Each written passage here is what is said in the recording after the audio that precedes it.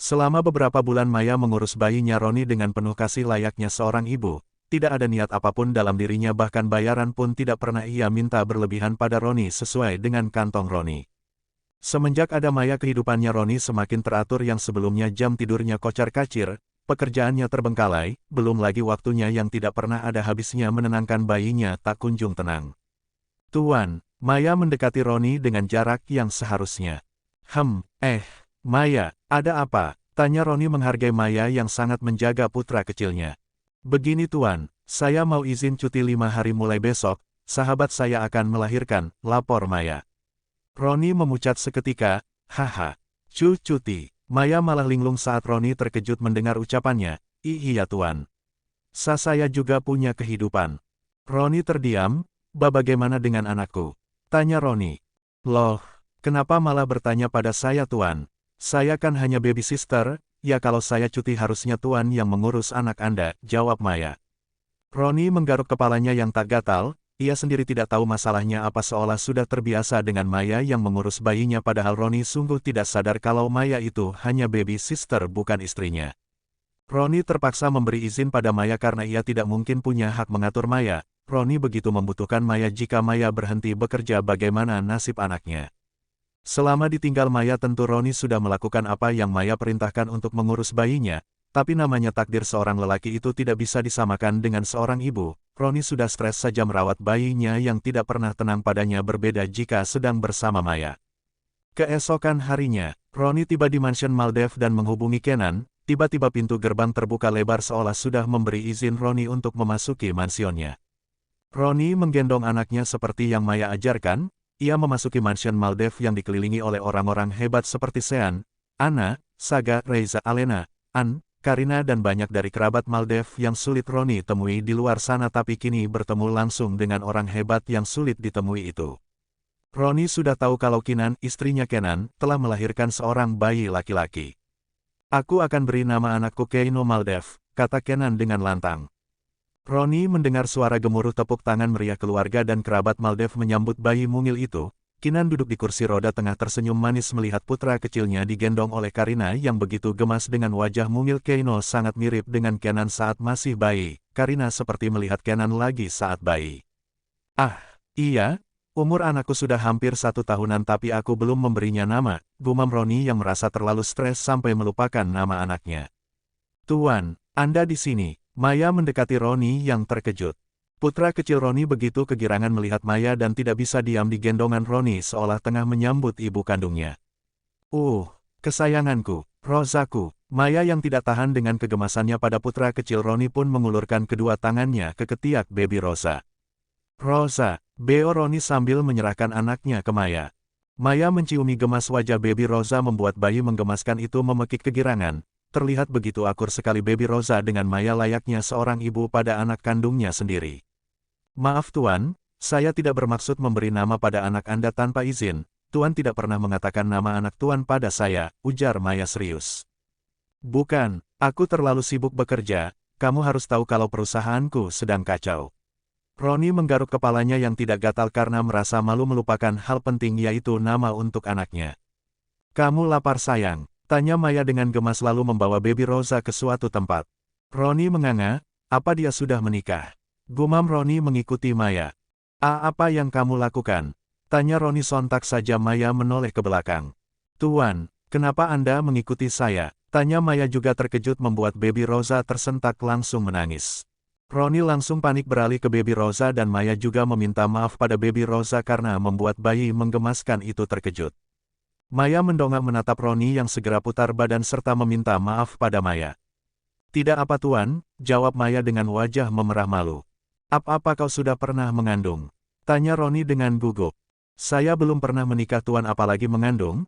Masalah saya memberi ini pada bayi Anda hanya untuk membuatnya bahagia walaupun tidak ada airnya, jelas Maya dengan menahan malu.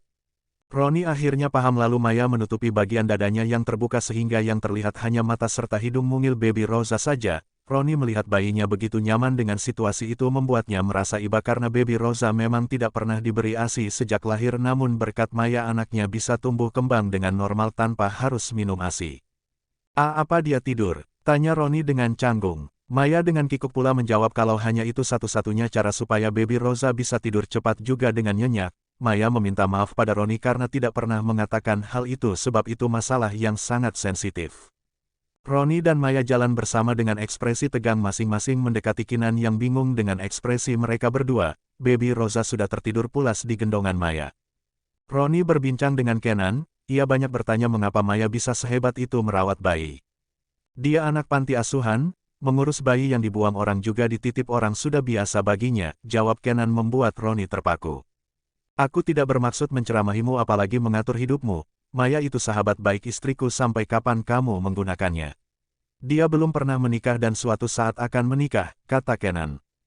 Maksudmu? Tanya Roni dengan berdebar membayangkan Maya pergi membuat hatinya tidak bisa menerima bukan karena cinta tapi sudah menjadi kebiasaan baginya. Baby Rosa begitu tenang dengan Maya. Jika kau tidak mau dia lepas darimu nikahi dia demi anakmu, kata Kenan dengan datar membuat Roni terkejut tapi apa yang Kenan katakan memang singkat namun sangat dalam maknanya. Roni menoleh ke arah Maya yang tengah tertawa lebar ke Kinan. Entah apa yang mereka bicarakan tapi Maya terlihat alami dengan tindakannya itu tanpa dibuat-buat untuk diperhatikan. Jika kau memang tidak ingin menikahinya, cari baby sister lain karena aku akan mencarikan pria lain untuk sahabat baik istriku, kata Kenan dengan raut wajah datar lalu pergi meninggalkan Roni yang termangu. Roni berlari menyusul Kenan dan menahan lengan Kenan sehingga Kenan berhenti lalu hanya memutar kepalanya ke arah Roni. Apa maksudmu Kenan? Tanya Roni serius. Menurutmu kenapa aku merekomendasikannya padamu? Apa otakmu sudah rusak gara-gara ditinggal istrimu? Kata-kataku memang kasar tapi kau tidak boleh larut dengan kesedihanmu kau harus ingat ada anak yang ditinggalkan istrimu, demi bayi itu dia meninggal apa perjuangannya berhenti.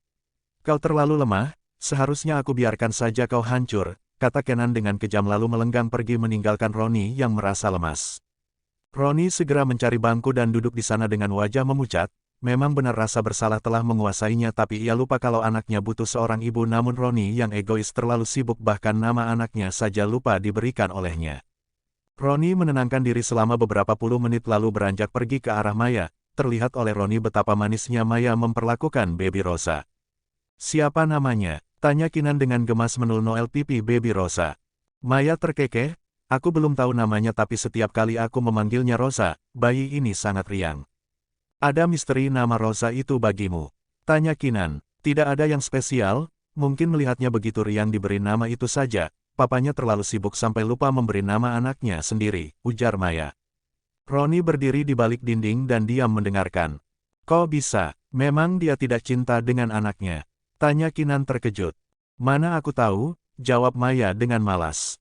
Kinan menggeleng kepalanya, padahal sebelum hamil hubungan mereka sangat romantis. Banyak yang bilang cinta mereka itu abadi, seharusnya dia mencintai anaknya karena hanya itu satu-satunya hal berharga yang ditinggalkan istrinya. Maya mengangguk, aku tidak peduli apa yang dia lakukan Kinan, setidaknya dia sudah berusaha mengasuh anaknya tidak seperti kebanyakan orang malah menitipkan anaknya ke panti terus tidak datang-datang lagi, kata Maya dengan nada pelan sambil menatap lembut Baby Rosa. Iya juga, jawab Kinan mengakui perkataan Maya memang benar. Apa kamu sudah menemukan pria yang cocok? Tanya Kinan. Maya terkekeh dan mengatakan kalau ia sudah jatuh cinta pada Baby Rosa sehingga akan menikahi Baby Rosa. Kinan tertawa lepas membuat Maya mengerucutkan bibirnya. Kalau umur Rosa sudah 27 tahun, umurmu berapa Maya? Hahaha, ejek Kinan. Diamlah, decak Maya dengan wajah masamnya. Roni yang mendengar percakapan Maya dan Kinan terpaku di tempat, ia tidak tahu harus bicara apa tapi hati kecilnya mengatakan untuk mengikat erat Maya demi anaknya. Zaman sekarang di mana lagi mencari perempuan yang menyayangi anak asing dengan tulus seperti Maya yang tulus ke putranya. Apa Rosa sudah bisa bicara? Tanya Kinan serius. Sepertinya Rosa perlu dibawa ke rumah sakit untuk periksa imunnya. Aku rasa dia sudah baikan tapi belum bisa bicara dengan jelas selain mama, mimik aja, kata Maya. Mama, mimik, beo Kinan. Maya mengangguk lalu menjelaskan masalahnya. Jika ia punya uang pasti akan langsung bawa Rosa ke rumah sakit.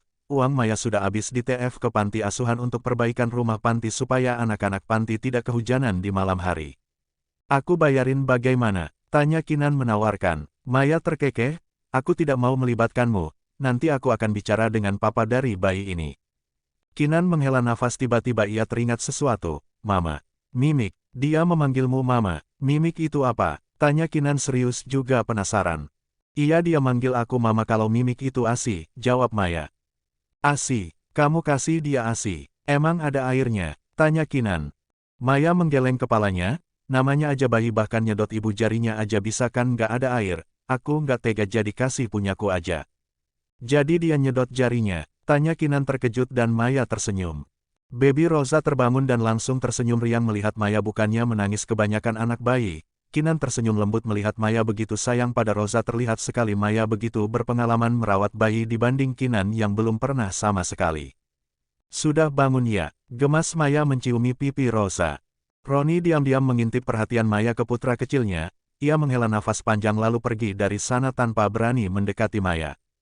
Kinan sudah berbahagia dengan keluarga kecilnya ditambah lagi dengan hadirnya Keino Maldev. Baby Keino digendong ke sana kemari oleh keluarga Maldev yang sudah rindu menggendong bayi setelah sekian lama. Di rumah Roni, Roni kelimpungan melihat Rosa yang tidak bisa berhenti menangis bersamanya. Tunggu sebentar nak. Jangan menangis ya, mamamu sedang berlibur, setidaknya beri mamamu waktu untuk istirahat ya. Oceh Roni seolah-olah mengakui Maya adalah mamanya Rosa. Tangis Rosa mulai mereda tapi masih sesegukan, Roni pun lega hingga ia mulai berbicara panjang mengenai mamanya Rosa yang sudah meninggal dunia namun tangis anaknya bukannya mereda malah semakin menjadi. Roni begitu panik menghubungi Maya tapi tidak diangkat, bagaimana ini? Di mana dia? Gumam Roni celingukan.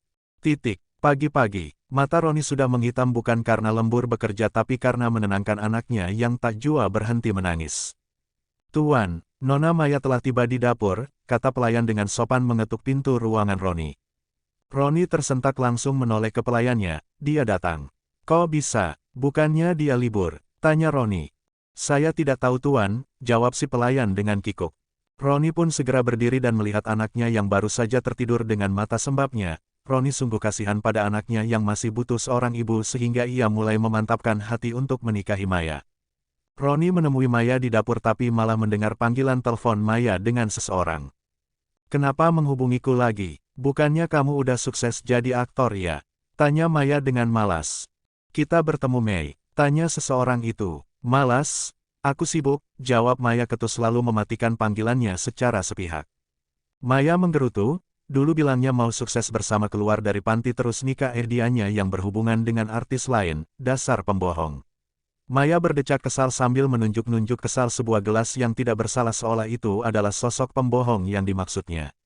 Roni mengerutkan keningnya, aktor. Batin Roni. Roni mendekati Maya, apa yang kamu gumamkan? Tanya Roni membuat Maya memekik kaget. Tuan, Anda mengagetkanku, kesal Maya.